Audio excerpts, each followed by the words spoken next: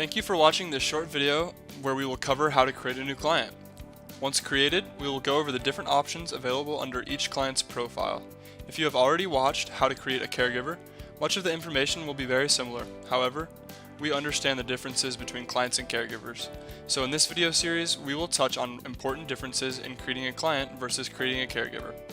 Beginning on the main dashboard, scroll over to Clients and click Create New Client. You'll be prompted to enter the client's name,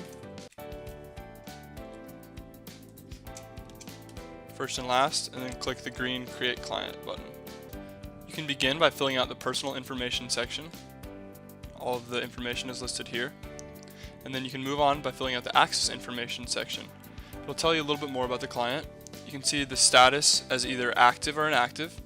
You can assign a specific administrator to that client, and you can assign the client a region code, a referral code, or a preferred caregiver. If you choose to disable admin alerts, the selected alerts will not be sent to a client's administrator. If you use QuickBooks, the invoicing ID will automatically be created when synced.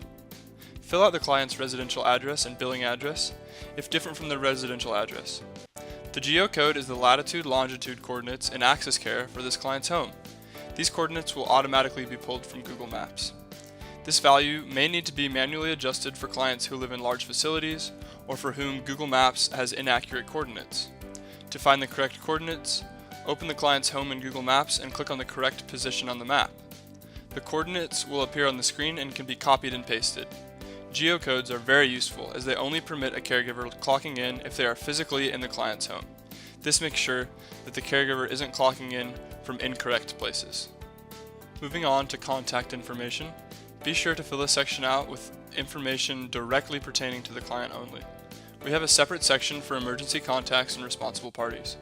You can once again choose what the client may opt out of, both by email and text messaging. It is also from this screen that you will be able to send out a weekly calendar to the client. You can press that button right here and send out the weekly calendar. Fill out the marital information and then go ahead and take a look at the next section, Directions to Residents, right here.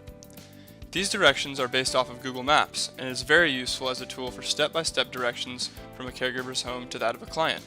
You can print the directions or see live directions in the mobile app. If you need to input any extra direction notes to help a caregiver successfully find the residence, simply click Show Direction Notes.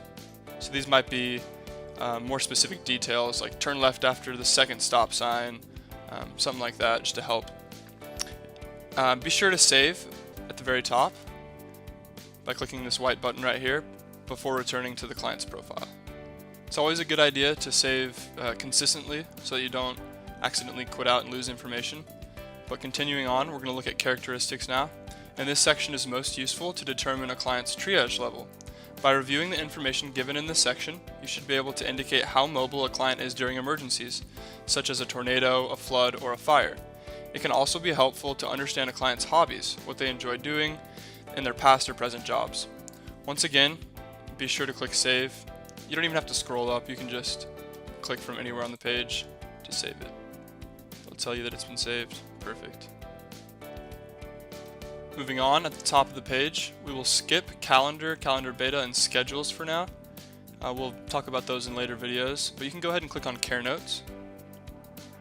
Here, every shift is shown with what ADLs were completed by week per caregiver. You can filter the information given to you by month, week, or specific caregiver.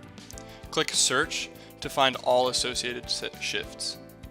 So you can go in here, choose different weeks, select View Date Range, choose different dates, certain months, and then press Search.